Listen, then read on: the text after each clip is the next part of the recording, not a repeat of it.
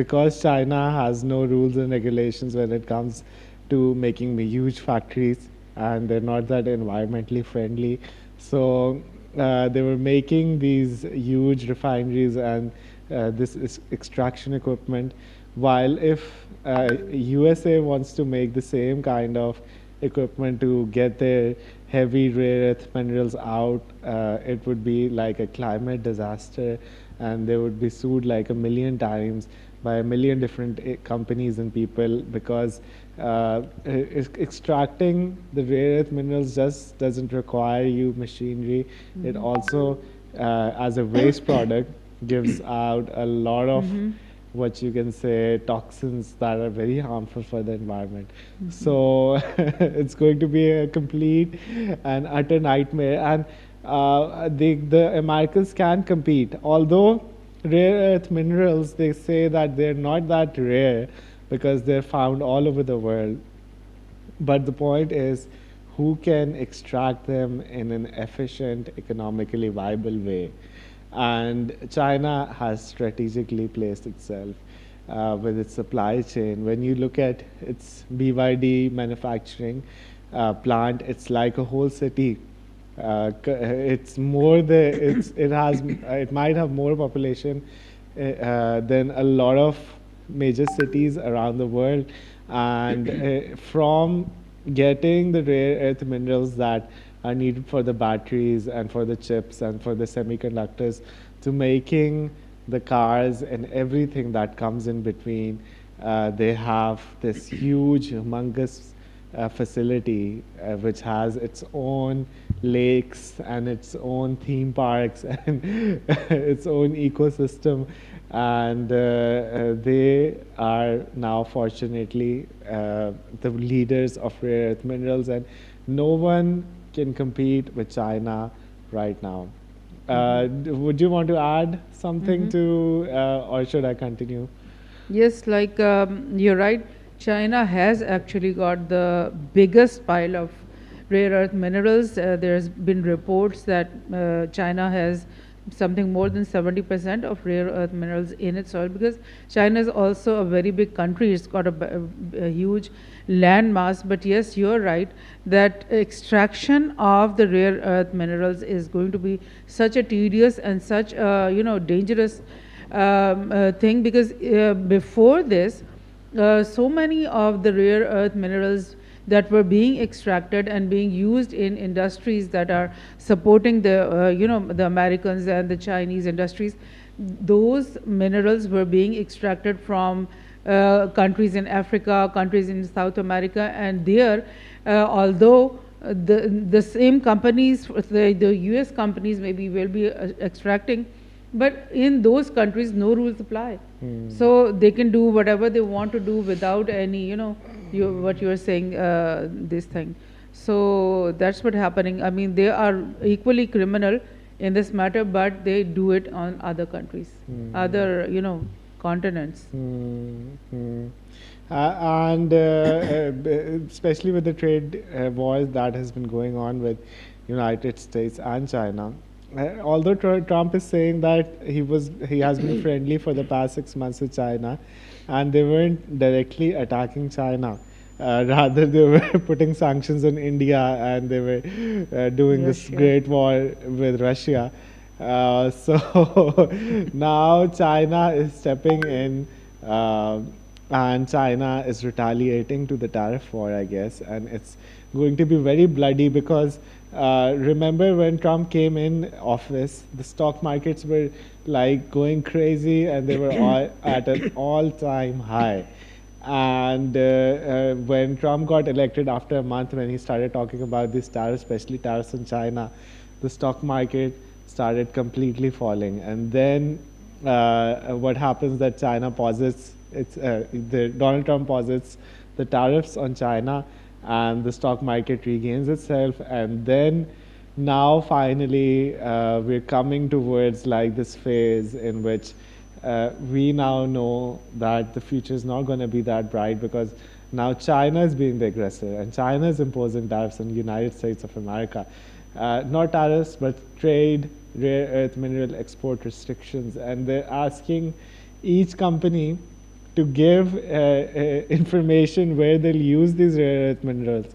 I mean, China is bossing around the United States of America, and I don't think that the United States companies really like being bossed around.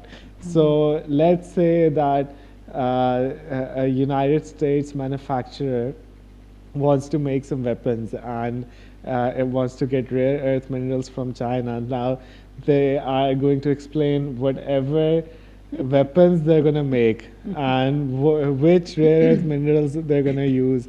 So all of this information will indirectly go to the Chinese government, and it's going to be like a Right. really bad thing for them. So, China and United States are locking horns over trade in a way we haven't seen in years.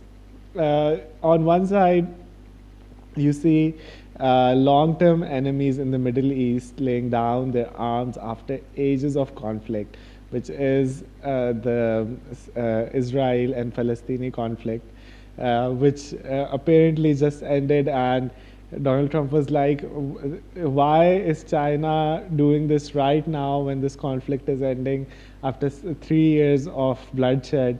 2 years. More than, I guess, 2 years. No, 2 years. So the timing of China imposing these export restrictions is like magnificent, right on point. What is the Chinese leadership thinking? We can't exactly say, but we can say that it's dramatic, it's urgent, and it feels like the world is on an edge. And why does this matter? And how it even ties back to countries like Pakistan and Afghanistan. So today we'll break all this down, and what you can say, we will tell you about China's surprising trade hostilities. So let's start with China. Recently, China has taken an unusually aggressive turn in trade policies, and it's caught a lot of people on guard. So in early October 2025, reports emerged that Beijing was sending official letters to governments all around the world. Basically, they were saying, we're going to impose export controls on everything related to rare earth elements and anything else we can think of, even if it's not made in China. So this isn't at all a normal routine announcement. It was a bold and almost shocking declaration. And imagine being Donald Trump, or imagine being United States and waking up to a letter, and policymakers are just going haywire, and it feels like China just threatened to squeeze the supply of some of the most essential resources on the planet. And one news outlet summarized that President Donald Trump describes these Chinese letters from a trade as a form of trade hostility aimed to clog global markets and harm other nations. And in other words, China appeared ready to hold the global economy hostage by restricting critical minerals. So, do you want to add something? Yeah, sure. Yes. Well, I would like to remind the audience that this thing did not start just from this Trump era, but actually the last time Trump was here in his previous, presidency, at that time he started the first trade war with China, and even when he was gone, Biden had to carry it on in ways, and there were talks at that time that the US and the Western allies want to decouple from China. And that was the idea, that whatever, especially the advanced,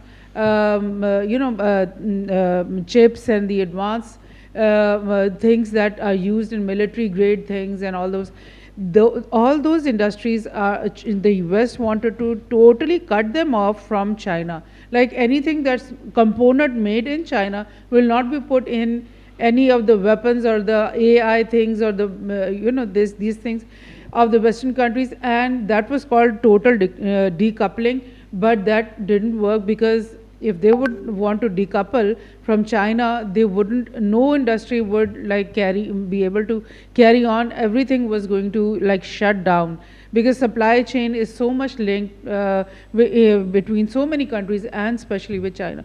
Then they started talking about de-risking. That was the phenomena which meant that, okay, we will not decouple totally, but only to de-risk our high-end, weapon grade and AI things and the real assets of America and the West. We will just put restrictions that China is not able to get into our systems, something like that. So this thing has been going on for something like 8 to 10 years now. And the West has tried everything. They haven't been able to decouple, they haven't been able to de-risk. And then Trump's come back into power, and then he starts slapping tariffs in all of China's friends on, and on Russia and on Iran, and all these are China's very close friends and strategic allies.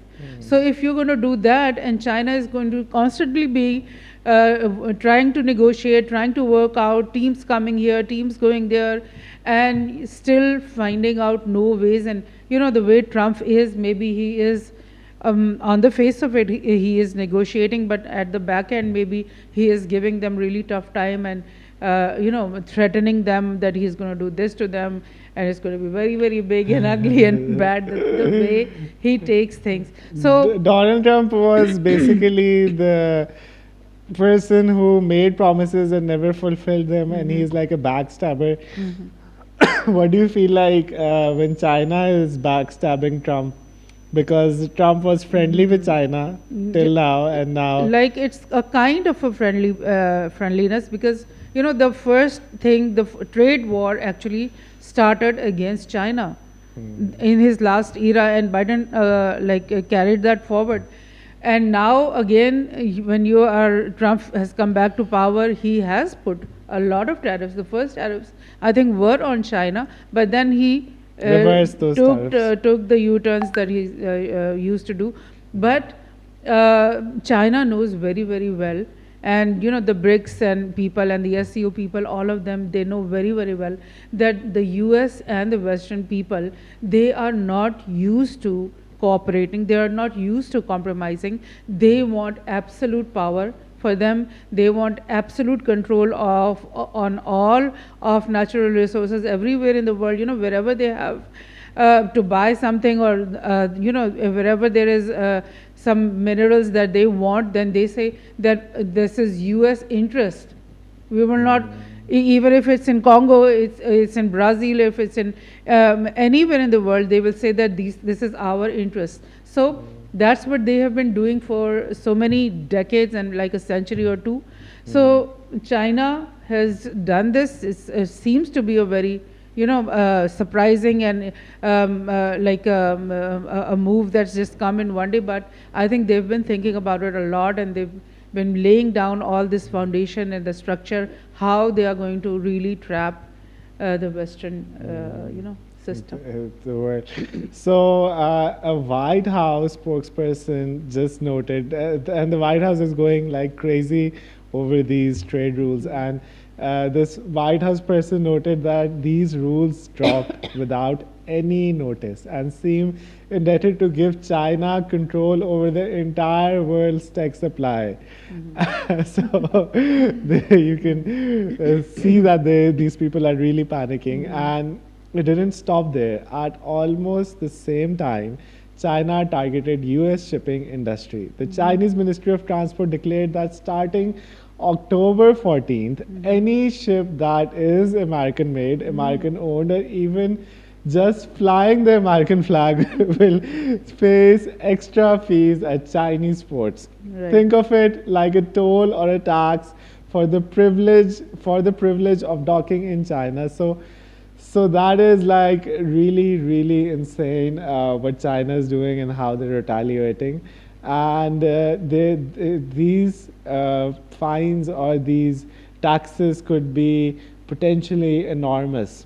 And analysts estimate that a giant container ship carrying 10,000 containers might have to pay over 1 million fees for a single voyage. And imagine that it just has a USA, United States flag over it. It doesn't have anything to do with the United States. So now people, I guess, even in the shipping industry would would avoid being near to America anyway. Everybody's going to use China's flag now. So, meanwhile, China said its own shipping would also pay a fee when visiting US, but relatively small flat fee of $80 per ton, which for many vessels is much cheaper. So Beijing openly admits this, and this was retaliation. It was hitting back because the United States had planned to start charging Chinese vessels hefty fees in the US ports on the very same day. So, in other words, both these countries were set to punch each other in the gut on October 14th, and we hope that things don't escalate further. And China's tone in this was very unapologetic, and the Chinese government blasted the US port fees as a clear discriminatory thing, saying Washington's new shipping charges would seriously disrupt the global supply chain and harm international trade. So, to Beijing, there were the ones reacting to America's provocation and doing what they felt was justified, and they thought it was self-defense to protect their interest in shipping, and regardless of who started it, what we see is escalating tit-for-tat moves. It's a cycle of retaliation. You tax my ships and I tax yours. You restrict my tech access and I restrict yours. And that's it will have huge implications all over the world, and especially in trade. And basically, it will hit every country. So it's like not localized to China and the United States. It's going to impact the whole world. And you know what's been happening with inflation. Inflation has been going up and up, and it's like a really devastating situation because inflation was already going like berserk after the Ukraine-Russian war, and now this is like a nail in the coffin because if they're putting sanctions like that on each other, you don't know what the next electronic item that you buy, even if it's a mobile or a laptop, how much more you would have to pay just because these two people are fighting with each other. So you might be wondering, what's the big deal and why are these rare earth elements China is threatening to withhold? So why did those export controls trigger such alarms? It's like rare earth elements are a group of 17 metals with funky names like neodymium, europium, and yttrium. Pardon my French, and you probably don't hear about them in everyday conversation, but trust me, they're in almost every high-tech device or advanced weapons that you can think of. Your smartphone screen, rare earth minerals make the colors pop. Your electric car motors, rare earth magnets help power it. And fighter jet engines, they have wind turbines, and medical imaging machine like the MRIs also need rare earth minerals. So in short, these elements are vitamins of the industrial world. A very small dose enables some very big technologies. And here's the kicker. China dominates this market like the OPEC never could with oil, and China is by far the world's largest producer of rare earth elements. And not only do they mine a lot of them, they process an even larger share. Over 90% of the world's processed rare earths and even powerful magnets come from, guess what? China. And that's no over exaggeration. So imagine one country controlling 90%. of the world's supply chain and something vital to the modern economy lifeline. If that country suddenly says, we're not going to give you these rare earth minerals, and for the rest of the world, what happens? They start panicking. Factories might have to slow down or even entirely shut down, and prices from everything from phones to missiles could like skyrocket in a way that we haven't seen in the last 50 years. And so, in a way, rare earths are to high tech manufacturing what oil is to transport, but concentrated in even a fewer hands. So, would you like to add to Yes. something to what I just explained? Yes, very, very interesting. All the information you gave is very critical. And you talk about the high and top notch weapons, the latest technology. Every time they're making missiles, they are even more long range. First, they make 500-kilometer range, then they make 2,000-kilometer range, then they make 5,000-kilometer range. So, how does this technology like take so many huge leaps in such a short time? Because they are using these semiconductors, these very nano millimeter semiconductors, and then they are using these rare earth minerals that are that have to be put in the semiconductors and in all other components of these high-end weapons. So now what's going to happen? China is already building up their military. They've got thousands and thousands of fighter jets. They've got and thousands of tanks and navy ships. Already they've bulked so much, and their technology is also top notch already. And now if they stop this supply of these things, the US weapon industries, they do make top notch weapons, but they don't make in so much bulk that they can like start wars with everybody. The amount or the number of missiles they produce in a year, or the number of aircrafts they produce in the years, they are very smaller. The number is smaller than what is being produced in China and Russia and even Iran. They have also got their military, indigenous military factories in which they are making bulks of drones and other, all these. So that's what's going to happen, that now at this point the US is going to think that if we want to do something bad with China, we have to start the war right now.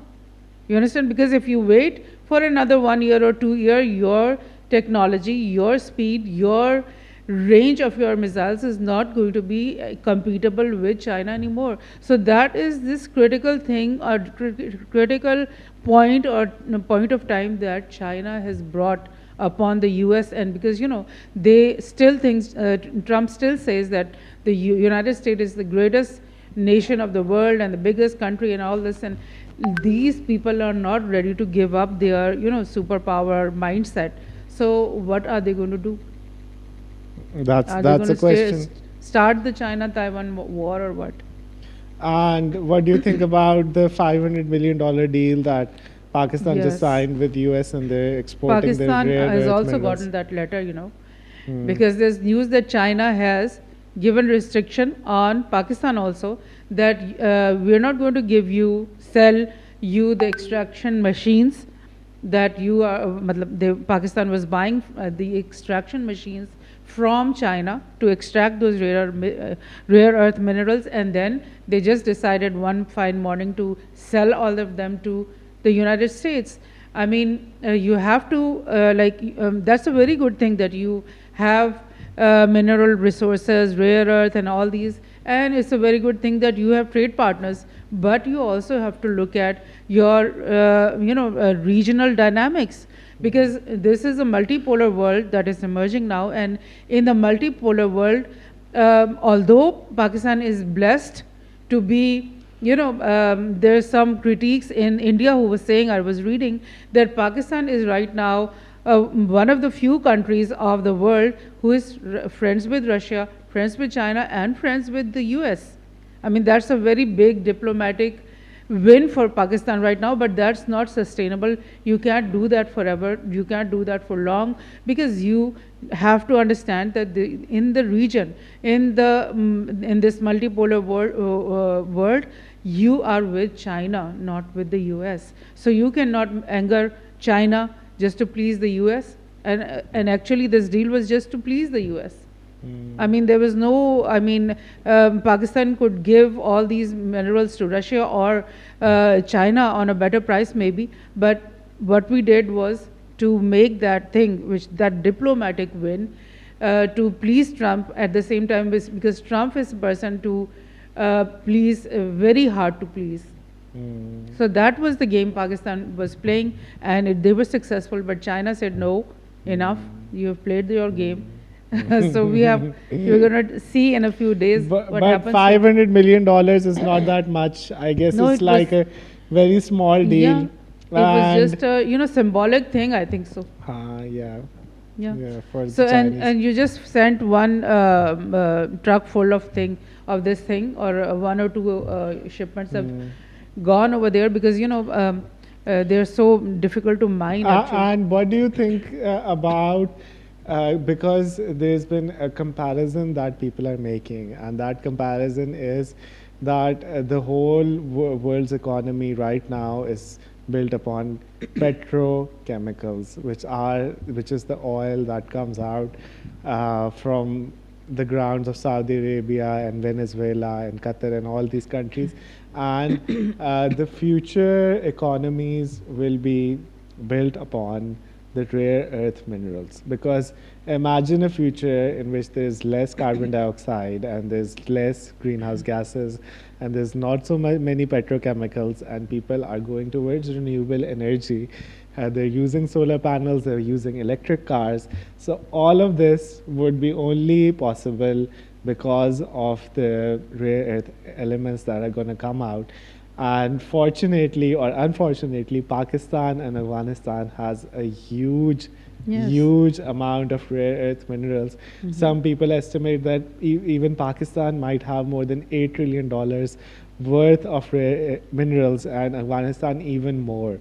So imagine that these two countries, who have been like the bad child of Asia or the world, now they are the richest, and people are coming to Pakistan and Afghanistan. And look at how the Saudis act in today's world because of their oil.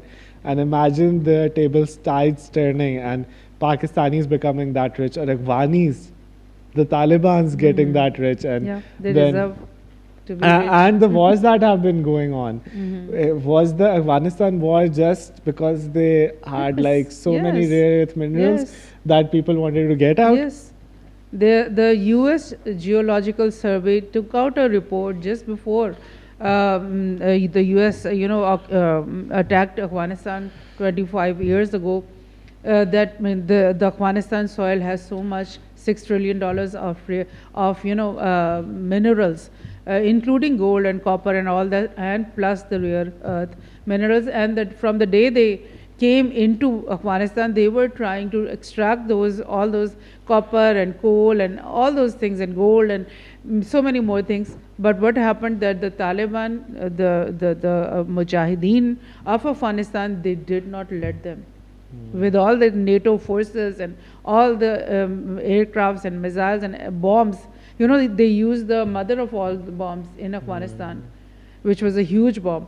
So, but all that tyranny was not useful for them, because they, in the end, they were just inside their air bases, inside their military bases. They couldn't come out of their even bases. And because Taliban would attack them from all sides, and there were so many casualties, and they did not let them extract anything. And that's what at the end also, when they were ready to leave, they said, okay, just make a deal with us. We'll give you power, we'll give you everything. To the Taliban, just make a deal with us that you will let us But the Taliban said, no, you just get out of here and we're not going to make any deals with you. And at that time, they, even before coming to power, even before the US left Afghanistan, Taliban had been making deals with China. They said to China that we're going to let you extract. Yes, that is like a very relevant point because China has invested billions of dollars in Afghanistan as we speak. And, America is asking for the Bagram air base from the Taliban, and the Taliban said, no matter what amount of money you give us, guys, we're not going to give you the Bagram air base. And why does America want to re-enter Afghanistan again after losing trillions and trillions of dollars and also losing so many equipment and army personnel, and they just left in a rush and now they want to come back again? That is because they want to counter this whole region, which is especially China. And to counter China, they need to be in Afghanistan and they need to be in Bagram and they need Afghanistan's rare earth minerals, while the Chinese have been signing deals with the Afghanis for such a long while, and they have this infrastructure over there, and the Chinese would never allow Americans to re-enter Afghanistan because Afghanistan is very important for the stability of China. Not only for the stability of China, for the stability of the whole region, because if another foreign country is going to come inside Afghanistan, then again Pakistan will have to be like involved in that war, and then Iran will have their own, you know, considerations and all their all.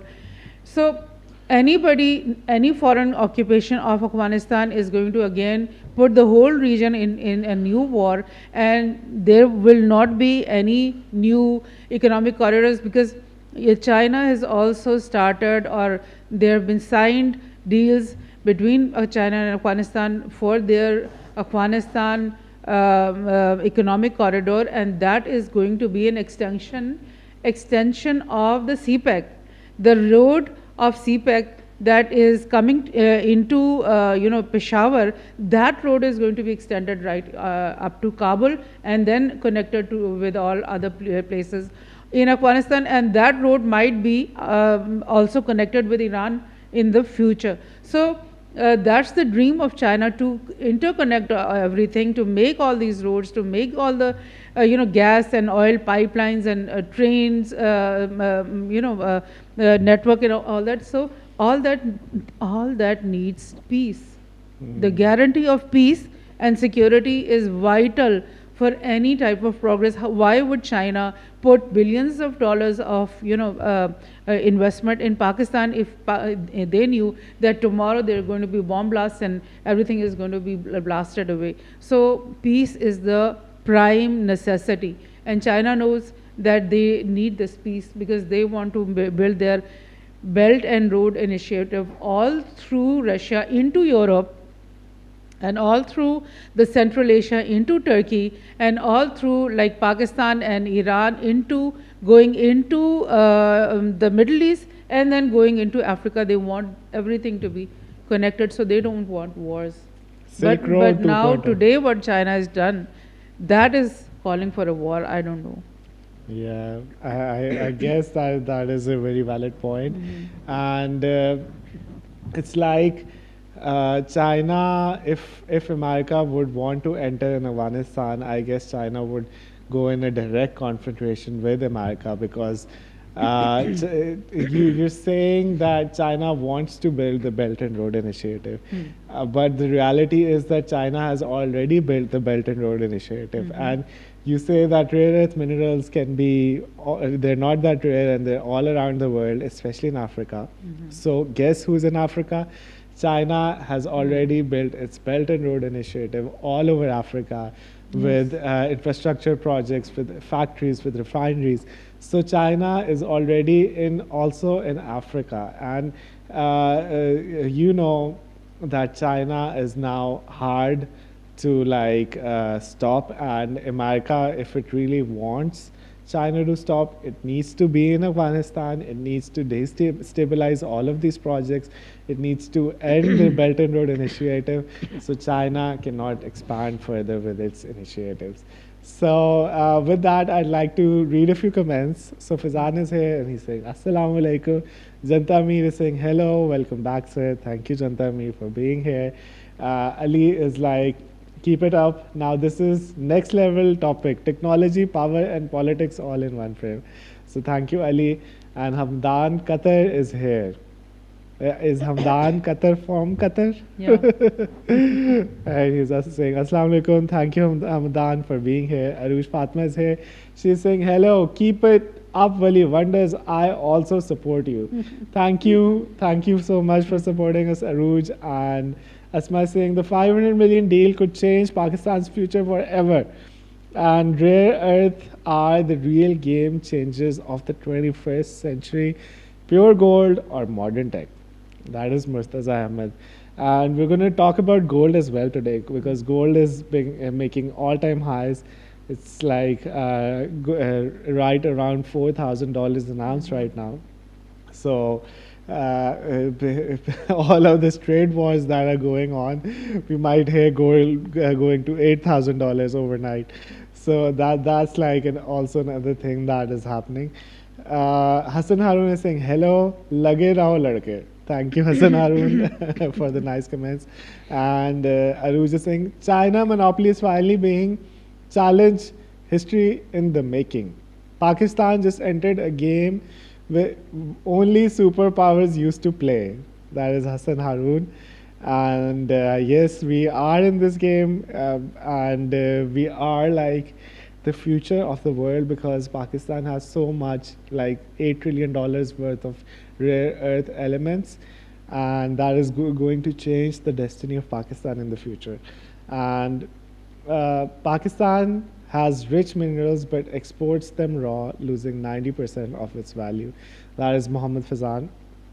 And he's very right that we've always been doing this, that we export the low hanging fruit and we don't refine it and we don't make like batteries and cars out of it. We need to make more industry that can like accommodate all of these things. So Hafza Mead is here. She's saying, hey everyone. And Murtaza Ahmed is also here. Irfan Bajwa is saying, hello Miss Anila. Hello, Irfan. How are you? And Murtaza is saying, finally, Pakistan stepping into rare earth race, proud moment. And there's like a few comments. Ram Nawaz is here. Ram Nawaz from India. Love from India. Thank you, Ram Nawaz, for being here. And Sadhan Sai is saying, what should Pakistan's next move be to stay in this global tech race? Mm-hmm. So Pakistan's next move is I guess Asim Munir was with Donald Trump. Don't say the wrong word. But yeah, our leaders are sitting with Donald Trump, and they were showing the rare earth minerals that come out of Pakistan, and they were telling Donald Trump that they could depend on Pakistan and take rare earth minerals from us as well. And I guess this $500 million deal that Pakistan signed, it says that they're going to right now export the raw materials to the United States of America, but in the future they want the United States of America to give us the industry, to give us all the resources to make our own manufacturing of these raw earth minerals and to make our own refineries and to make our own extraction system. So it's a win-win situation for Pakistan because Pakistan has the thing that the whole world needs to go towards a better future, to go towards electrification, to go towards a future that has less carbon emissions, more renewable energy, a better, a safer, a cheaper lifestyle, a better what they call it, lifestyle, quality of life, which they usually But had. you already said this thing, you know, that the extraction of these rare earth minerals takes out a lot of poison and a lot of, you know, pollution.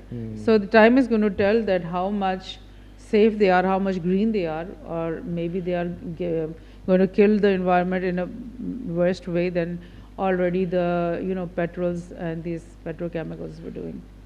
Maybe. Hmm. Yes, the batteries do waste a lot of things, but then imagine that you're getting all of your energy from the solar panels and you're not using these petrochemicals, you're not burning the fuel. So then, although these batteries that are storing that energy, they're gonna cause some harm when the batteries go out of their life cycle and they need to be disposed. So yeah, there's going to be some waste material over there, but think of all the energy that is being produced and being stored, and that is free, renewable, and reusable, and we don't have to get all of these petrochemicals out of the Earth's crust and destroy the environment. Maybe, we don't know. I guess the world is going towards a shift, and we'll know in a few years.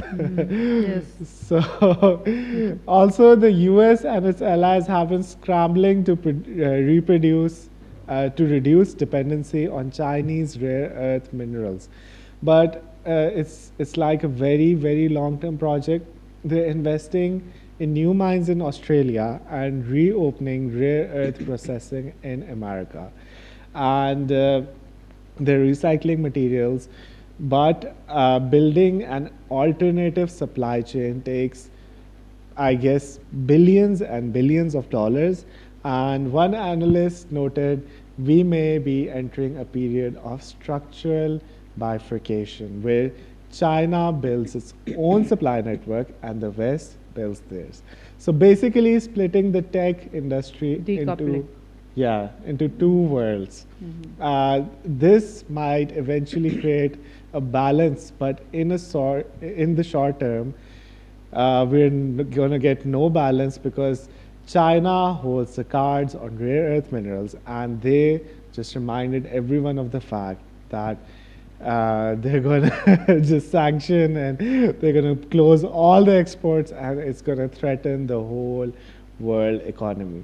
So naturally, the United States didn't take China's actions laying down. The President Donald Trump, who's clearly no strangers to trade confrontations, delivered a fire response on social media, and he said on his Truth Social account that these moves were an outrageous and hostile order, and promised that he would retaliate financially. He wrote that dependent on what China says about the hostile order, they have to pull out of this sort of bullying. And President Trump said to financially counter their move, they basically mean that they're going to put some more tariffs on and sanctions on Chinese exports. And one of these policies we're calculating at this moment is a massive increase on tariff on Chinese products coming into United States, and the tariff hammer is being put to China again. So, do you want to add to our conversation something? Yeah, it's very interesting to note that Pakistan, has emerged in the last year or so. Maybe, like, we have found a lot of oil and gas in our economic zone in the ocean. We have also got a very huge amount of gold and copper in our Balochistan mines. And then we have these rare earths now.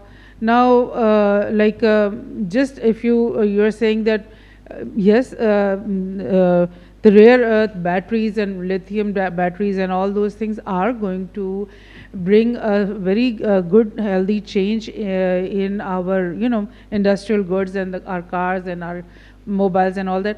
But the need for oil and gas will not just go away in a few days. This is going to be a very gradual change, and the benefits and the utility of the petrochemicals is going to remain. So if you look at it that way, the only thing, if only Pakistan could extract its oil and gas from that Kekra field in the ocean, that would be a single step that would take Pakistan out of its economic chaos and put it in on the path of development and progress and all that.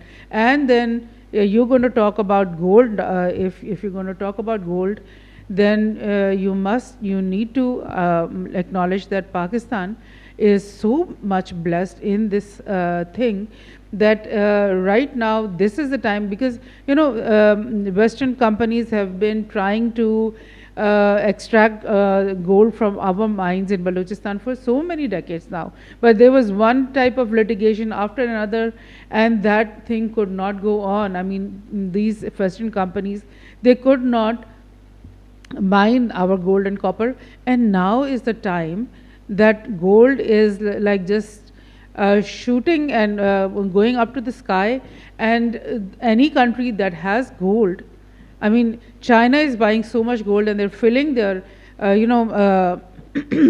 their bank reserve vaults with gold. Russia is doing that, India is doing a lot of that. Talk about the offshore gold vaults that China is making. Do you know about them?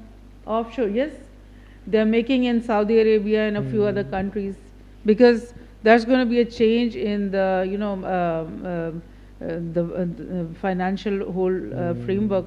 I think you should tell us something about that. Yeah, so China is now making these gold vaults in other countries as well, because they use the ruble to exchange goods in China, but now they want the ruble to be like in this international currency. And what did America do in the past? America and the Europeans have this SWIFT system.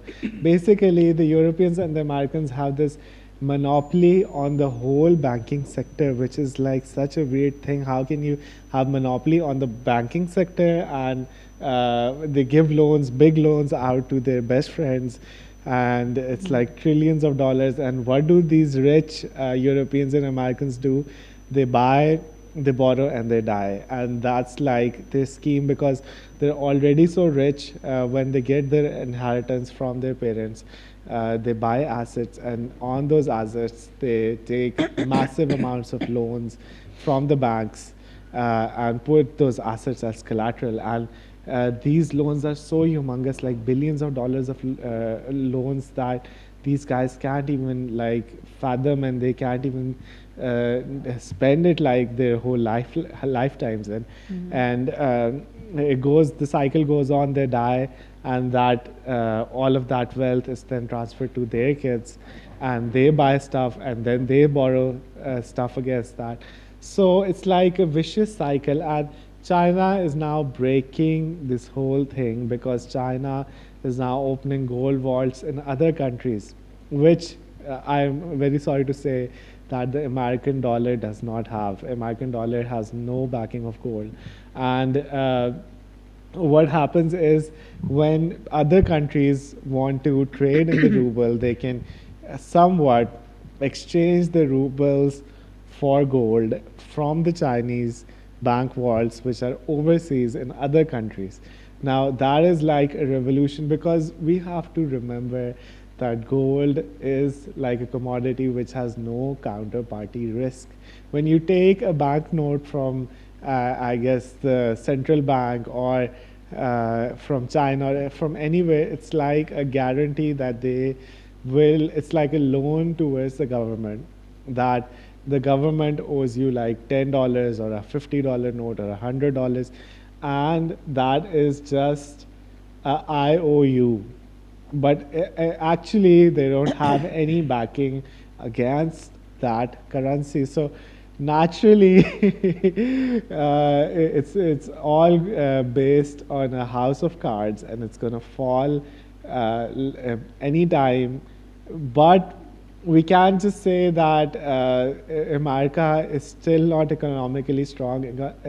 Actually, America is like really economically strong, and America has like all of these industries and these companies and the stock market. And if you compare it to China, China's 1/3 of the Chinese companies that are listed on the stock exchange are in a far worse situation than their American counterparts.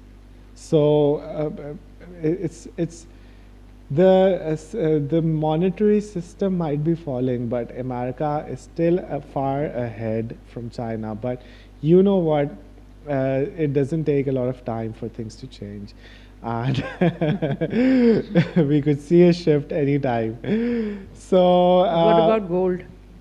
yeah, what about gold? The price of gold? Yeah. Now, that is like a really big topic. We might want to talk about all this trade thing with China and with Donald Trump, and then we'll come to gold. So, Okay, right. so you want to add something, or should I continue? Yeah, I was thinking about something, but no, you can continue, I think So, Trump openly said that he sees no point of negotiating now.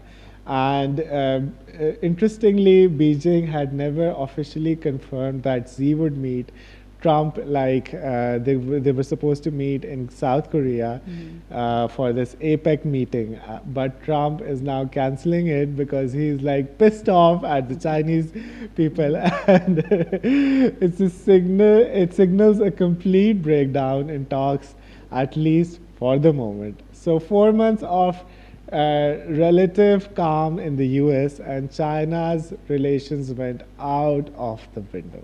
So we should note from China's perspective, these US reactions just prove the point, and the US is too hostile. And what happens is that when Donald Trump announces more tariffs on China, the S&P and the stock market fell like 2% just today.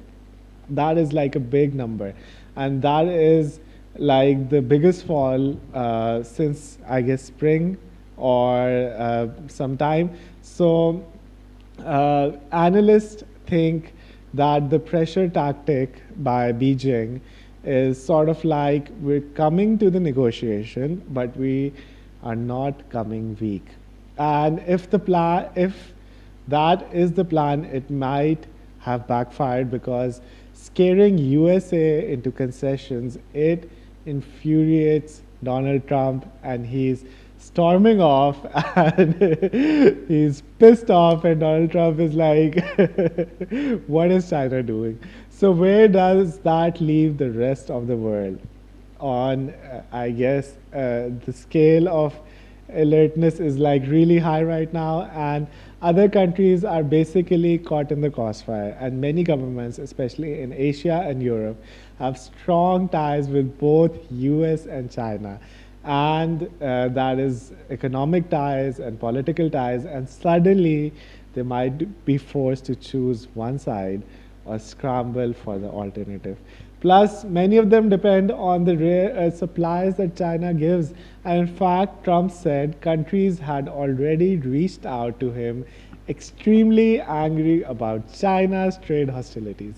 So imagine being the leader of electronics, and you are an exporting country, or you are like a car making country, and you're calling up Washington and you're saying, what the hell is going on with China? And we need this to be resolved as soon as possible. And it's like a global ripple effect, and the decisions in Beijing and a tweet in Washington can translate into layoffs and price hikes or factory delays in far off places. So the shipping industry representative summed it up well, and he said that regarding the port fees fight, he said moves from both China and Russia just add more cost and complexity to the global trade network that's already under a lot of strain. And it hurts the exporters, producers, consumers alike, and at a time when global trade is already under pressure. It's like adding weight onto a bridge that already was teetering and was about to fall off, and China just gave it another push. And indeed, The trade was under pressure post-pandemic supply issues and earlier trade war scars. And this new clash threatens us to send into the trade Cold War era. And it's like going to be not good for any of these people. And against all odds, what is happening, that the drama is continuing, and there has been different kind of headlines all across the world, and especially peace in the Middle East. You can say that in this very same week, the US and China were on each other's throats. This unexpected truce was announced in the Middle East, and Hamas and Israel are coming towards a ceasefire agreement. And Donald Trump was the one who was brokering it. So, what do you say about the timing of this trade war that is starting? Why did it start just as the conflict between Israel and Hamas was like over? So what do you I think think about that's that? really very, disappointing for me, because this ceasefire had to take place in several parts. Like for the first 2-3 days, something was going to happen, prisoners exchange, and then after a few days and few more steps, the Israeli forces would leave more land of Gaza, and then in the third phase, they would leave the whole of Gaza. So that thing needed time. And what will happen if suddenly Trump says that, okay, we don't need to do this anymore? I mean, again, Netanyahu is going to turn back and start, attacking and all that. So anything can happen, because, this, just like you just told in a very elaborate way, that this move is going to send ripples of change, and businesses are going to have to stop, and factories are going to have to stop doing their work all over the world. And if there's such a big ripple effect, then it could like just come back over Gaza, and anything bad could happen. So this is really a fearful time for me, I think so, because we have been praying so much and so hard that the people of Gaza would get this respite and get this ceasefire and get the supply of food and all that. Trump says that it's after 3,000 years. Yeah, because he is so bad at history. And like he's counting the time since Hazrat Musa brought the Israelis into, the promised land. And then afterwards, I mean, they were expelled from the promised land by the Persian Empire, and then by the Romans. And so they have been outside this place, and this has been a peaceful place since the time that Hazrat Umar conquered Palestine. And since that time, right up to the 1914, the time when the Ottoman Empire was broken down, right up till that time, Palestine and Masjid al-Aqsa, they were all peaceful places. Yes, there were crusader wars in between, but the Europeans had lost each one of them. So this was a land of peace, and this was a land, Palestine was a land that welcomed and cherished all the three religions. The Christians were welcomed to stay there, the Jews were welcomed to stay there, to protect there and serve their monasteries, and do all their religious things. That was already there. But the moment Israel sneaked inside this land in 1948, from that day onwards, there is no peace for the Palestinians. There is no peace for the Arabs living in the Middle East. And then this whole thing ripples out, and there is no peace for Asia then because of this. Because this is, one of the oldest and one of the continuous war front that has never ceased. And on one side of the Muslim world, there is, balki in the middle of the Muslim world, there is this Gaza and Israel issue, this Palestine issue. Then on the other end, there is this Kashmir issue, which has also been like, it's also 75 years old. And you know, when the UN was established after the 1945 World War, the first two cases that were put in the UN were these two cases of the Palestine and of Kashmir, and the UN has been utterly like unsuccessful and failed to resolve these two issues. So that is what brings demise to a world order, when you are totally a failure and you're actually not even interested in resolving this very long and very painful issues and genocides of two sectors of humanity. Do you think that Trump was waiting for this conflict to be resolved or to subside because he had bigger things in plan? Right. And as soon as the Gaza war ended, or there is some sort of a ceasefire, now Trump was going towards a bigger war, might be a conflict with China. So China retaliated before Yeah, America could maybe. make a move. And maybe because you know, there was such a long process of peace talks and all that, and Trump has been wanting to befriend Saudis and the Qataris again. And maybe he was thinking that the day this peace deal will be signed, he will befriend them again, because the Saudis and Qataris and UAE, they were all going away from you know, so if they're friends with these Middle Eastern countries, they again have a sort of a monopoly on the oil and sector, and then maybe they can prolong their hegemony on the, you know, global economic system.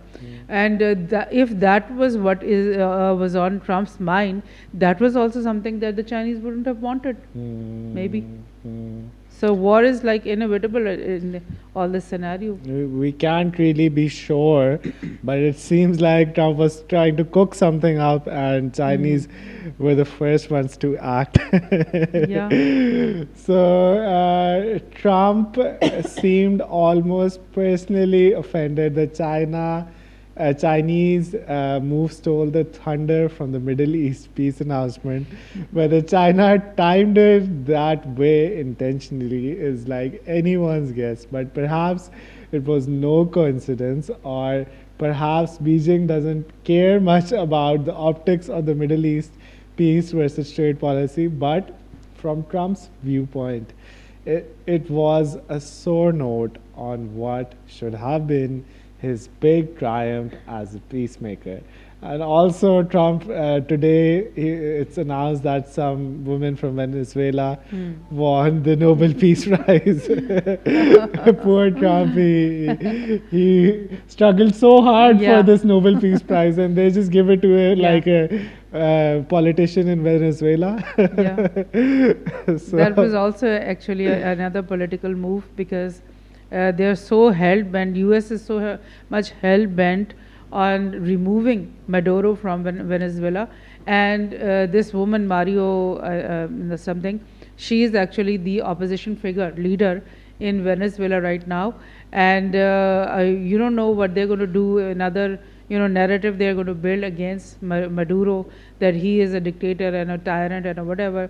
And this Mario woman, she should be made the next president in Venezuela. Maybe that's another game they are planning, but they won't be successful, because, you know, Maduro is very, very strong in his country. People love him. Maduro. And Venezuela is the biggest oil reserve in the whole wide world. So we have to remember that it's not just Maduro that the US is after. It's the oil that comes from their land that the Americans are so interested And in. there are so many sanctions on Venezuela that they cannot extract that oil. They cannot use it for the welfare of their people. There's only a limited amount of oil that they are extracting right now. So if the way China is like coming inside South America also, then maybe one day they will like extract that oil for them, or Russia maybe, because Russia has a lot of companies, oil extracting companies. They can come and help them. But was Trump with these people when they were giving this Nobel Peace Prize to this lady from Venezuela? No, he was like talking with Netanyahu at that time. Because if you're the president of America and you want the Nobel Peace Prize, and then they're giving it towards some Venezuelan, there might be like a lot of oil over there, and it might be that in the future the Americans will take over those oil fields and take all of the oil out and do whatever they want with it. But for now, it would be like a really hard negotiation when the Nobel Peace Prize Committee went to Donald Trump, and they would have explained that they can't give that prize to him because he was so anxious, so anxious. So, in summary, as weird as it sounds, October 2025 just gave us both peace in the Middle East and the Second Cold War at the same time. It's as if Third, actually. yeah, it's like the third Cold War. What was the second one? This starting from the Ukrainian war, Oh yes, you know. it's the second Cold War, and it's as if one channel you have a heartwarming finale to a long-running tragedy, and on the other channel you have a pilot episode of a new thriller, and the same protagonist, who is Donald Trump, is at the center of both, and he's brokering peace over there and trading brabs over here, and it's a lot to process. And the view, and then the view from Pakistan and Afghanistan is extraordinary as well, because you might be thinking that the global supply powers and the tussles and Middle East deals are interesting, but what does it mean for us Pakistanis? Because actually this could mean a lot for this region. And Pakistan and Afghanistan are not isolated from these events. In fact, they're all connecting in a very, very surprising way. First, consider that the trade war and the rare earth scenario, Pakistan has a very close relationship with China, and we often call it an ironclad friendship. Pak Chin Dosti. Zindabad. Zindabad. China has been Pakistan's largest trading partner for a decade straight. We all know that, and is the biggest source of foreign investment here. It's like more than $40 billion of investment. No other country has so much investment in Pakistan or believes so much in Pakistan. China is like by far the biggest investor in Pakistan. Through the China-Pakistan Economic Corridor, which is the CPEC, we all know, Beijing has poured money into Pakistani roads, power plants, and ports, hoping to boost both economies. So if China's economy squeezes due to a trade war, Pakistan could catch like not just a cold but a fever, and higher tariffs on Chinese exports might indirectly hurt Pakistani businesses that are part of the Chinese supply chain or rely on Chinese machinery. It could also make Chinese goods more expensive in Pakistan, since if China can't sell as much to the US, they might raise prices everywhere else or reduce production. But on the flip side, Pakistan might also see some opportunities in these crises. Pakistan always sees some opportunities because Pakistan has been in a crisis mode for like Ever. forever and ever. So how so? Well, if the US and China start restricting each other's shipping, alternate trade routes become crucial, and Pakistan's Gwadar port, developed with the Chinese under CPEC, is envisioned as the major hub for Chinese trade, a way for China to reach the Arabian Sea without going through the US-influenced Pacific routes. In a world where Chinese ships face million-dollar fees, at Los Angeles or New York, using ports like Gwadar and overland routes might become far more attractive to Beijing. And Beijing knew this all along, and they planned it so spectacularly well.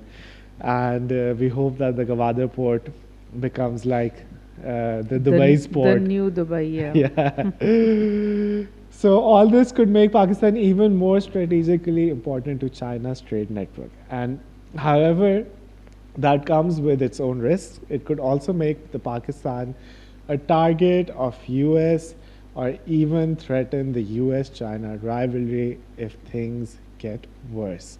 So it's a delicate balance, and Islamabad is trying to maneuver both sides, benefiting from Chinese investment in trade while not cutting off Western markets or sanctions for abetting China's moves.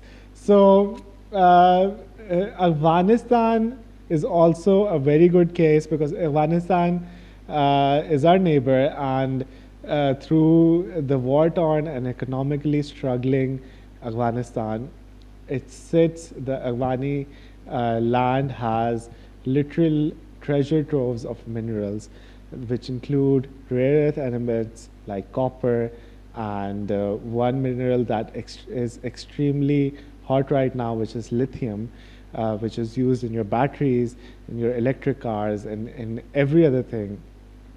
So, geographical surveys have estimated Afghanistan's untapped mineral wealth could be over $1 trillion in value. It's like sleeping giant of resources, and guess who's shown a keen interest in those resources, and that is China. And Beijing has a history of making deals for Afghanistan minerals, and back in 2007, a Chinese firm got the rights to a huge copper mine. And though it never really took off due to because of security issues, but more recently, the Taliban-led government has struck a preliminary deal with Chinese company for $10 billion to develop the Afghani lithium deposits. Yes, that is $10 billion, a staggering sum for Afghanistan's impoverished economy. And if America accepts the Afghani government today, they have to give like $10 billion to them. They've stolen their money. They've stolen 3 billion from Russia, and before that, this 10 billion from the poor Afghanis. I guess much more from Russia. 3 billion from their, yeah, but they've also frozen their assets. That is 3 billion, the assets. But what about all these rich oligarchs who had their yachts parked in Monaco, and all their assets? They also took that away from the oligarchs. Anyone who knew Putin, they just stole money from him. So, when America is stealing $10 billion from Afghanistan, China is coming in, and China is investing $10 billion. And they're also creating hundreds of thousands of jobs, which is really, really important for Afghanistan right now. So, if you take in context of the rare earth showdown, Afghanistan's importance could grow significantly. And if China is looking to solidify its control over the critical minerals, what better way than to secure the supply in a place like Afghanistan? And some experts believe that China's strategy might not be even to mine everything quickly, but to sit on it, especially lock down the rights so no one else can get those minerals, thereby keeping the global supply tight and prices high. So, as mining experts put it, China might just hold those Afghan contracts to keep control of the supply and the prices of lithium. In other words, to monopolize by exclusion. So that is like a very interesting and very important point, because although even in Pakistan, like Newmont and Barak have come and bought our gold mines and what are all the rare earth minerals, but they can't get those minerals out because of all these people who are hostile towards all these big monopolizing Yeah. companies. So you can have like an agreement, but you can't actually have the elements unless the local population agrees with you. So Yeah. what do you think about Well, China just sitting on the contracts? yeah, maybe, and that means that China will be paying Afghanistan even for not taking out the minerals. Like, they will be. And the other thing is the importance of Afghanistan was not just their rare minerals, but actually the importance of Afghanistan was that all the Central Asian countries who wanted to do trade with the world, they were landlocked, and they wanted the passageway for them to reach the Arabian Sea was from Afghanistan, and then Pakistan, and then Gwadar, and then to the Arabian Sea. And that is the real thing. That is why India was so interested in like being in Afghanistan and controlling things over there, because India wanted to jump over Pakistan, sit inside Afghanistan, and then control and take part of in all the trade and all the the Central Asian countries are nascent economic regions where industry has yet to come, where things have yet to be explored, and there's a lot of land, and there's a lot of cheap resources over there. So that was the new, that was the new industrial backyard that could be created, and the US wanted to do that, because and to do that they wanted to be in Afghanistan, and India was there, a hand in gloves in that. But India had to also run away the day the US had to run, and that is the thing that Pakistan and Afghanistan share, is that route which connects Afghanistan and Pakistan to the Central Asian economies. But what do you think about the recent attacks in Kabul? The Pakistan military carried out this attack on this TTP leader. Yes. His name is Wali Masood something. Yeah, My name is also Wali, so has- don't confuse me with that guy. So, Yeah. so there is this. now we again we see the Afghani standing with Jay Shankar, and they're blaming the Pakistanis. I haven't seen that. Acha, maybe. But the thing is that Pakistan government and Afghanistan government are really very close, and they are always in contact, and they're talking to each other. And but the way I am looking at it is that Indian agencies are still present in Afghanistan. They are hiding, and they have sleeper cells in Afghanistan, and they give those people, hidden terrorists, these weapons and all these things, and the plans to attack Pakistan, people in Pakistan, and cross the borders and come here and do their terrorist activities. And the way I'm looking at it is that the Taliban government is as yet not capable to actually trace them out or actually wipe those terrorists out. Maybe that's why although they are always saying that we don't want these terrorists in our land, we don't we were not going to let them be here. We're going to exterminate them, but they can't, and that's why when so many attempts happen in Pakistan, just yesterday I think 10 military 11 military people were killed by these TTP terrorists. So Pakistan decides to go and bomb the shelters, the terrorist shelters in Afghanistan, which they have already pointed out, and intelligence knows. If they can come in our country and kill our military officials, then why can't we go in their country and bomb their TTP leaders? But still, the point is, if this continues, can't that accelerate more and leave Afghanistan Definitely, I think more this is a aligned wrong with policy. The right policy would have been to coordinate with the Afghan government and create these counterterrorism forces, train them, and just like Pakistan has eliminated so much of terrorist factions and cells in Pakistani soil, they could do the same thing in Afghanistan, but there is this type of coordination is yet to come, and this policy is an abrupt type of a policy. It's not a friendly policy, and definitely Pakistani policymakers should think about this seriously to get close to Afghanistan. And you know what happens whenever you are making friends with the US, you're always like fighting and confronting the Afghanis, because I don't know, I have this feeling that the US forces the Pakistani officials and government to be harsh with the Afghanis, because the Afghanis have defeated them in the war, in the biggest war, and the trillions of dollars war that they have lost. They are still angry about that.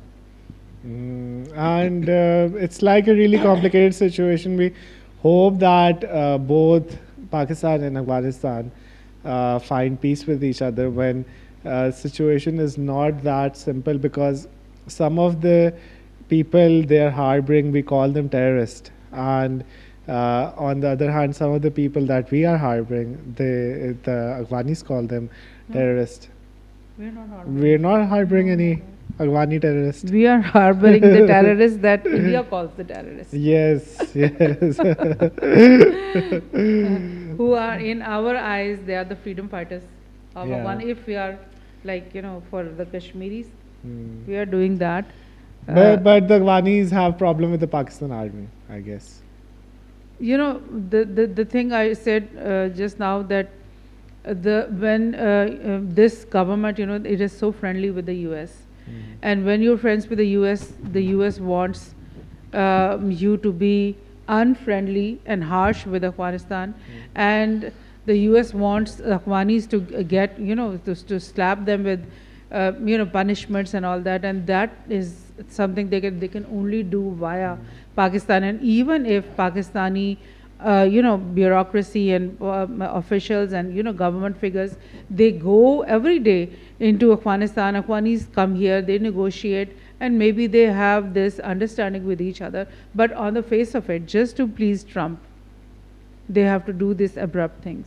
This is what I maybe assume. it's just to please Trump that we, because Trump wants to go in a war with the Taliban, and who better than to hire Pakistan as the gun, private gun, or something like so that. Pakistan may be doing this diplomacy that show the US that we are doing the job for you, but not let them come here, because and all of us should know, and we know that Pakistan was totally with the Afghan Mujahideen in their 20 years long war against the US, and Pakistan played a crucial role in helping the Afghan Mujahideens with arms and planning and training, so that they could expel the US and NATO But forces. people say that we play the double game.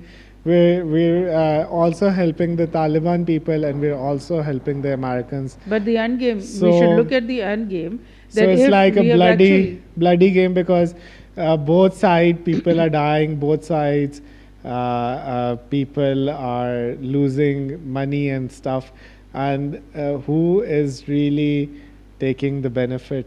Is it like the military? Is it like the Pakistani military? Actually- Because even the Pakistani military is now losing people, and everyone is dying, and we are trying to play a double game.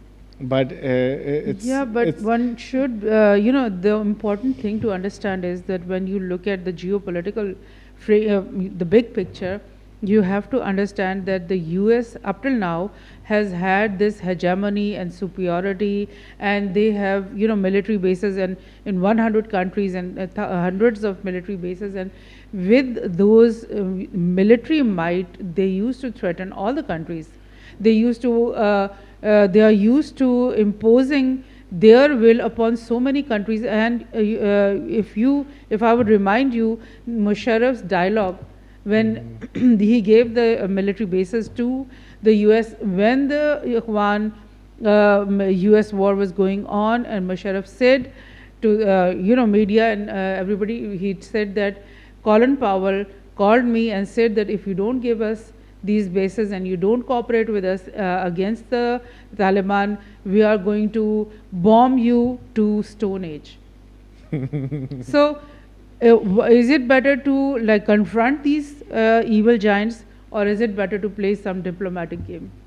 Yeah, even if Pakistan was to confront the United States of America, they would be alone. No else Muslim brotherly nation would come to help, not even China. So Pakistan fighting such a big war alone would be a devastation. But on the other hand, when we entered the war on terror, we invited like 70 different Taliban factions or Afghan factions because we were giving our bases to the Americans, and the Americans were now carrying attacks in Afghanistan through Pakistani air bases and through our navy bases and our ports, and that No, actually, opened the hellfire of, because all these different 70 or 100 different Afghani factions were now against the Pakistani people, and there were terrorist attacks in the hundreds No, every actually. month for such a long while in no, actually, Pakistan. that's not the right story. So what is the right story? The right story is that when the war started, the US immediately occupied Kabul, and it occupied so many other places in Afghanistan, and they had made their military bases in Afghanistan, the Bagram, the this and that. There were so many military bases inside Afghanistan. They needed these Pakistani bases for refueling of their aircrafts, because the aircrafts had to come all the way from the US and all that. So they needed these points for refueling and stocking some piles of weapons or whatever. But what you are saying that what you just said was that they were attacking Afghan soil from these bases. No, they had already had all their military equipment and everything in the bases inside Afghanistan, and you are saying that Pakistan attacked these Afghanis and they became TTP. No, that's not wrong, because Pakistan all the time helped the Afghan Mujahideens. The Afghan Mujahideen leaders most of them were hiding inside Peshawar, and we were colluding with them. The TTP was all based on foreign terrorists that came, foreign mercenaries that came from Uzbekistan and here and there, and they were not the Afghan Taliban. They were not the real indigenous people. So many times if you go through the news 10 years old or 15 years old, you will find Pakistani army disclosing that these people, the terrorists that we have killed was an Uzbek or a Tajik, because they were jobless people, boys, and they came here for money and mercenary work. So, and they could also be Afghani people.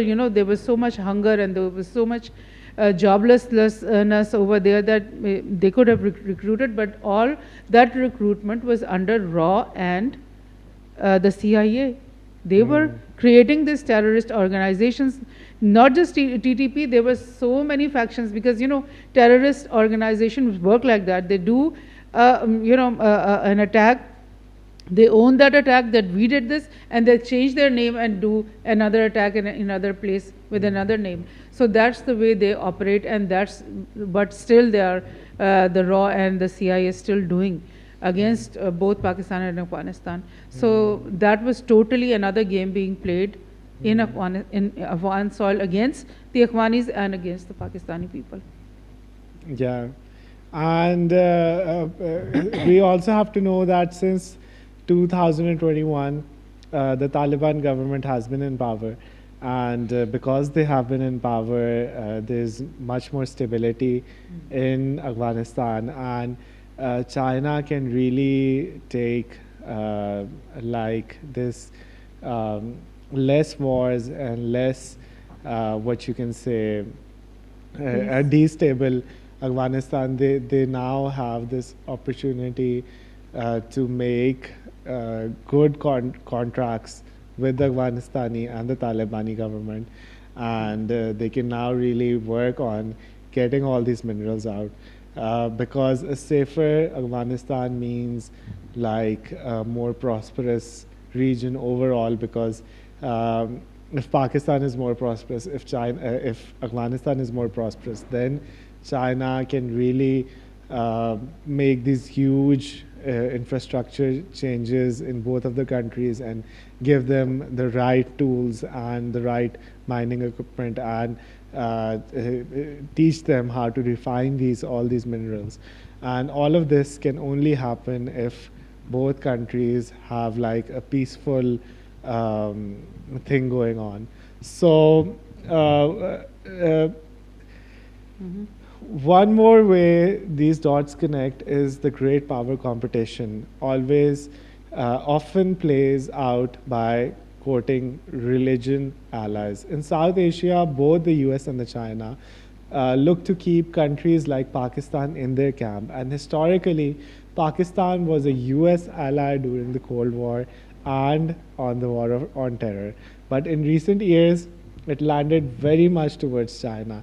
And if the US China rift deepens, Washington might attempt to pull Pakistan a bit away from Beijing, and perhaps the incentives or diplomatic initiatives say so.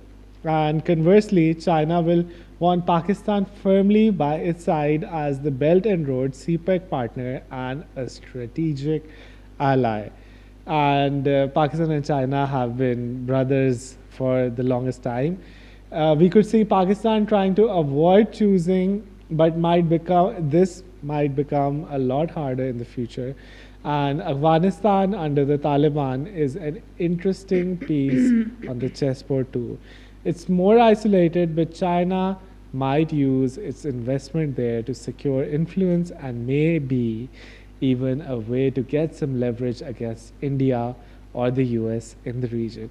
So, meanwhile, the US doesn't have much engagement with the Taliban government, but a peaceful Middle East could free up US bandwidth to pay more attention to South Asia again. And if we say Pakistan and Afghanistan, the current global drama represents both risk and opportunities, and Pakistan could benefit from the increasing strategic importance to China and form a calmer Middle East, but it risks economic damage if the global trade falters and might face tough geopolitical choices. And on the other hand, Afghanistan might see investment in the strategic minerals, but whether that translates to real development or just exploitation remains to be seen. And both countries, like all of us, have a stake in preventing the new Cold War, because our economies and futures are deeply intertwined with what happens between Washington and Beijing.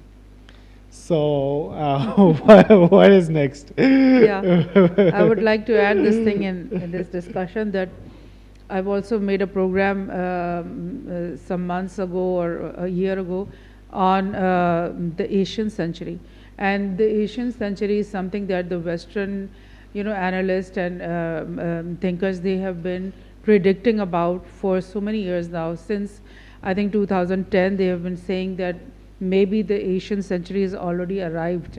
And what is meant by the Asian century, that the bulk of the GDP of the world is going to be generated from Asian countries, and China and Japan are not going to be the only two or few countries that will be generating that GDP, but overall the Asian economies are going to rise. And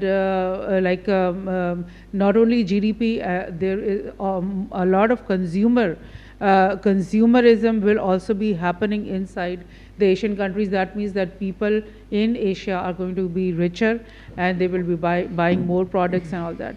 So the Asian century is arriving. Maybe the Asian century is already started, but what is impeding it, what is stopping it? This cloud of war, this cloud of fear, this cloud of maybe existential threats that we will survive as a countries or even not. So that existential threat is what is made by or commanded by these so many military bases of the US all over the world, and just across Chinese, the Yellow Sea and the South China Sea.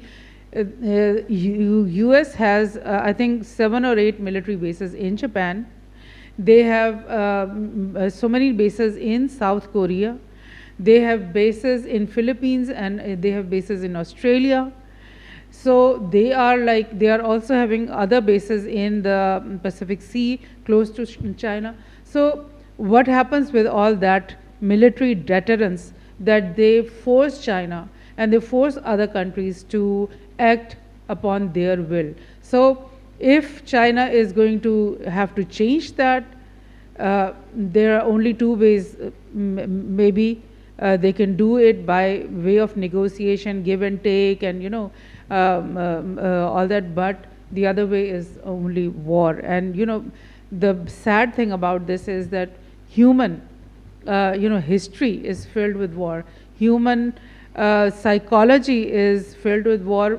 It is a second instinct. There is no time in human history, though no era in human history which is free of the scourge of wars and the destruction of wars. People, whenever they find power, little or small, or with whatever technology they have, they just get into war with other peoples, with the weaker people. So this is I think, second human instinct, human nature. And with all the technologies and all the knowledge and data, and we are saying that bhai hum civilization, हम 20th century में आ गए हैं, 21st century में आ गए हैं, हम बहुत तरक्की हो गई है, हमारे पास बहुत नॉलेज आ गई है, यूनिवर्सिटियों के ढेर लगे में, इतनी रिसर्च हो रही है और इतनी तेज़ी से टेक्नोलॉजी इवॉल्व हो रही है. हम कह रहे हैं कि इवन वेस्टर्न जो लोग हैं वो तो यही कहते हैं ना कि हम जो है सबसे highest kind of human civilisation है और सबसे बेस्ट हैं और सबसे पीक पे हैं. तो क्या आप ये सब हासिल करके भी आप उसी तरह से इनसाइड आप वही दरिंदे हो जो दूसरे इंसानों के ऊपर जंगे करोगे, उनका खून बहाओगे, उनके इंफ्रास्ट्रक्चर तबाह करोगे, उनको भूख में रखोगे, जेनोसाइड करोगे, तो इसको फिर आप तरक्की कैसे कहते हो? दिस इज़ नॉट तरक्की, this is not knowledge, this is not, मतलब in under your 3-piece suit and your BMW और whatever, the person inside that suit is still the barbarian who just wants to fight and destroy everybody else and be the king of the jungle. So these are the things that we have to start thinking about, I think. So with that, let's go towards a few comments. Fatma Ali saying the discussion shows how the New World Order is built on minerals, not just money. So thank you, Fatma, for saying that, and you're very true. And Aruj is saying hello. Hello, Aruj. Thank you for being here. Emanullah is saying, finally Pakistan stepping into the rare earth race. Proud moment. Thank you, man, for such a good comment. And yeah, finally it's time that Pakistan changes its destiny. So Nimra is saying rare earths are the real game changer of the 21st century, pure gold for modern tech. And she's saying, hello, Miss Anila. Hello, beta. And she's saying, how are you, Wali? I'm fine, Nimra, and thank you for asking. And SN Ali is saying, now this is the next level topic, technology, power, politics, all in one frame. Thank you, and we'll keep on covering amazing topics like that just for you guys. And Aisha Rashid is here. Aruj Fatma is saying, well said, Wali. SN Ali is here. And he says, great work. I really appreciate you. Thank you. And thank you for commenting and being here. Ram Nawaz is here. And he is saying, India bombs attacking your channel. Hopefully not. Indian bombs are not attacking our channel. Maybe they are. But thank you, Ram Nawaz, for being here. He says love from India. So love from Pakistan as well. And Hassan is saying kal available ho. Lazy, Mohammed He's Fazan. asking you personally, kya aap available? But do I know Hassan? That is the question. Hmm. Yeah, is he asking that are we coming to a stream tomorrow? Acha. Maybe, I don't know. It's like a double-edged sword. Lazy people do like Nawaz Shabazz. Lazy people do this like Nawaz and Shabazz. What do they do? What should Pakistan's next move be to stay in the global tech race? That is Saad Ansari. And Aruj Fatma is saying, keep it up. And Daniel Manzoor is here. He's saying, can China use rare earths as a weapon like it used trade power before? Yeah. And Mohammed Fazan is saying, if China restricts rare earth exports, will Pakistan become a backup source or just a cheaper supplier for global powers? Yes, that's what we don't want Pakistan to be a cheaper supplier. We want Pakistan to make our own batteries, to make our own cars, and to make our own things, so that the destiny of Pakistani people change. And SN Ali says, wow, Wali is live again. Good, bro. Thank you. And Daniel Manzoor is here. He's saying, from EV to missiles, whoever controls rare earth controls the future. And I guess that is all the comments that we have right now. And thank you, all of you guys, for being here, for supporting our live stream. And do remember to like, share, and subscribe as much as possible, so this channel grows and it helps a lot of us, and it gives us a lot of encouragement to do more content for you guys. And we had more news for you guys. Let's just quickly, can we see the screen? Yeah, that's good. Okay, okay.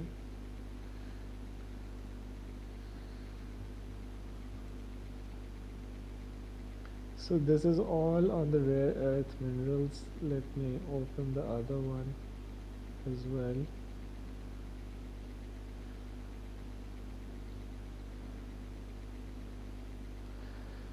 So yes, on the Gaza thing. So yes, let me shift the screen towards a little bit to the left.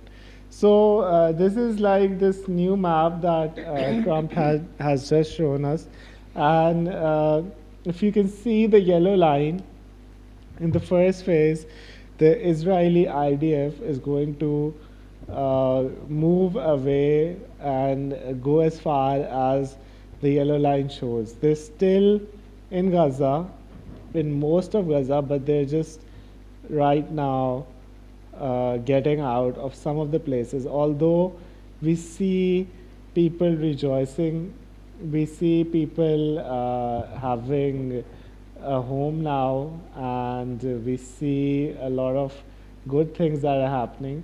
But what do you say about this line? Yes, there's a lot of talk in all mainstream media that what is actually the deal that they have signed, because they are so ambiguous about this signing or all the things, because there were 20-point agenda that Trump told the people that this is going to be the peace deal, and that was a very difficult 20 points, because immediately all the Arab states and even Pakistan, our foreign minister Safdar and all the Arabs, they said that this is not the plan that we were shown. We're not agreeing with that, and there's a lot of negotiation that will have to go on for this, peace plan. So now, all of a sudden, when Israel and Trump have said that they have signed the ceasefire, what are actually the points that these people have agreed on. So because Hamas was not ready to give up their weapons and or to leave Gaza, and then Hamas was not ready for this international force that was going to come over there and be headed by Donald Trump himself and people like Tony Blair. I mean, the people of Gaza were not ready for that. They were thinking about an international force that would be maintained by friendly countries in the from Arab, Egypt or Jordan or Saudis maybe, or Pakistan maybe, forces from these friendly countries. But if you are going to station the US soldiers in Gaza and French soldiers and British soldiers in Gaza, that means that you are giving back Gaza to the Western world as a mandate again, just what happened after World War I, when the Ottoman Empire broke down and the League of Nations gave all these territories to France and Britain as mandates, and the whole of Palestine was given to Britain as a mandate. Now, after 75 years of struggle, are you going to put again Tony Blair as head of this, defense thing of Gaza? That is just like, just imagine what they are talking about. So Hamas has said that Tony Blair and people like Tony Blair are not welcomed in Gaza. They've already stated that. And Tony Blair was like this politician that had died or gone away. no, Why is he back? He is ex-prime minister of the UK, Britain, and he is the person who was involved in the Iraq war, and he was labeled as a genocider and a warmonger because he was the person standing just behind and side by side with George Bush. It was George Bush, no? Yeah, Bush. yeah. Tony Blair and George Bush. So he is a war criminal. I mean, he should be. But he's best friends with Netanyahu. Netanyahu, I guess, trusts Yeah. So Tony Blair. of course, Hamas knows that, Gaza knows that, Palestine knows that these are their enemies. Britain are the one who created Israel, who gave that mandate piece of land to their friends via the Balfour Agreement to the Israelis. How can you give the same Gaza back into their hands again? Yes. What would that make? I mean, that would mean after 5 or 10 years, you are going to give Gaza to to the Israelis too. So this ceasefire and the deal and the things that they have agreed is still ambiguous. People don't know what they have really signed. So I also want to show some footage. So can we see the footage? So this comes out today. نعم الآن على ما يبدو قذيفة. نعم قذيفة الآن على الهواء مباشرة. نرجو أن تتوقوا الحذر شارعي الرشيد وصلاح الدين نحو مدينة غزة. On the road. إيش اللي بيصير؟ نعم نحن أمام تطورات حقيقة العملية. Then I want to show you this is people returning to Gaza, and look at how many people there are on the highway. And this is apparently the Egyptian border with Gaza, and it's unbelievably well protected. You would think that they're keeping a zombie apocalypse away. So Egypt and its border with Gaza, why such a border? I don't know. That is obviously there's this fact as well that if Muslims allow all the people on Gaza to come migrate to another country, then Israel would just take over Gaza with not an issue. So this is another video. شاهد معكم هذه الجرحى عارمة لسكان قطاع غزة نتواجد الآن على مفترق السرايا. So it says crazy how now that there is a ceasefire, suddenly all the videos out of Gaza show exact opposite of a genocide and a famine. So why are people saying that? They have suffered so much. They have suffered deaths and injuries and homelessness and hunger, famine. So Jummah prayer in Gaza, and I guess Jummah is always good for the Muslims because Jummah is the time when good news comes for the Muslims, and people are now praying in Gaza, and it's like so we want to show more footage. This is also from Muhammad Safa, and he's saying no one deserves the Nobel Peace Prize more than the Palestinians or Gazans. Exactly. And this is the footages that are coming out. Kids are dancing, kids are happy. Yes, because it's been such a bloody conflict, and it's such a good sign for all these kids. They're just going crazy. I'm really happy for them. And by the way, I would say that God forbid no good person should be getting the Nobel Peace Prize, because all these people are going on the deepest hell who are getting these Nobel Prizes, Peace Prizes. Hell prize. Palestinian twins reunite in Gaza City after years apart. So they're hugging each other. So the thing is that this thing has already happened before. You can keep on showing that there was a ceasefire before also, and the same type of footages we saw, that the Gazans were going droves and droves back into their homes in North Gaza, in the Gaza city and all those places, and then all of a sudden in just a few days Israel backed off from the ceasefire and started bombing them again, and that is the fear among the Gazans. In our hearts also, we are all the time praying for the people of Gaza, our brothers and sisters and our mothers and fathers, and this is the fear that the moment all the prisoners are going to be released and given back to the Israelis, again will Netanyahu backfoot on the ceasefire, again will he start bombing these people and again make them homeless, and all that, anything they can do, anything yeah, possible. so giving back the prisoners should have been the last step of the ceasefire, but this is the first step. I guess it wasn't helping the Hamas leadership anyways, taking all these hostages, because Hamas has proven the point that there should be like a two-state solution, or there should be a Palestinian state. And there's no peace without a Palestinian state. And Israel thought they could just literally carpet bomb the whole of Gaza and they could just take over. But they haven't won the war. They were defeated on multiple fronts.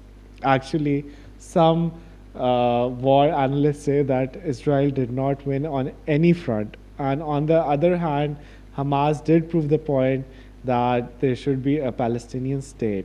And now, keeping all these hostages was not helping the Palestinian cause. So it might be like a good gesture from the Palestinian side or from the Hamas side to give all these people back to Israel and focus on the main issue, that is making an independent Palestinian state. Yes. And more importantly, having a state with borders that were before 1967. So we want to end the live stream also because we've been going on for a few hours now. I guess how much? 2.5. 2.5 hours, and that's like I guess I think 2 hours or might be 2.5. So with that, unfortunately, that's all the time we have for you guys today, and we're so happy that all of you came to our live stream, and for all the good comments and for all the lovely people and our fans and the people who appreciate what we're doing. And hopefully we'll be back very soon with a brand new episode. And I've been talking so much today that my And please do share the podcast with your friends, because we need more audience, because we are talking about so many important things, and geopolitics is something that needs to be like in everybody's mind. Young people, educated people especially, should be into this thing, and this awareness is really, really important. And our mainstream media is not talking about all these things. So we hope and we pray and we want you also to help out in this thing, right? in this adventure. That is great. So with that, that's all the time we have for today.